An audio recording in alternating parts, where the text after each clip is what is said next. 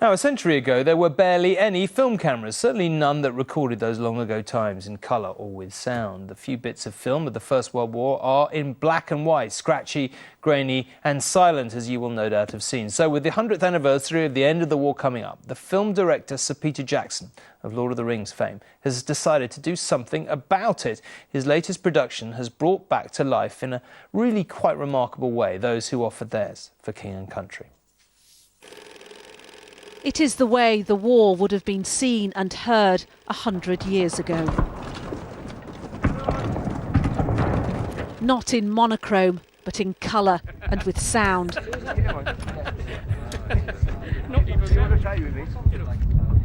Faces crystal clear, life on the front made immediate. The experiences of an infantryman in the Great War are shown in breathtaking detail.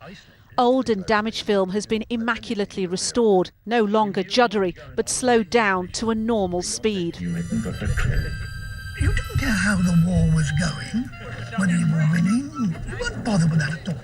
Colour has been painstakingly added, and commentary from veterans recorded decades ago tell the story. All they were concerned with was that we were fit to fight. As the creator of fantasy film epics The Lord of the Rings and The Hobbit, Oscar-winning film director Peter Jackson had all the latest technical know-how at his disposal. I was really intrigued by if we threw all this computer firepower at essentially the job of restoring old film, where we could actually go with it. I've seen restored film and it's okay, but I just thought let's go to the utmost degree with all the technology we have. And see how far we can go with it. And I was blown away by how far, by what it actually the results. I mean, it took me hugely by surprise. The original footage on film is held by the Imperial War Museum.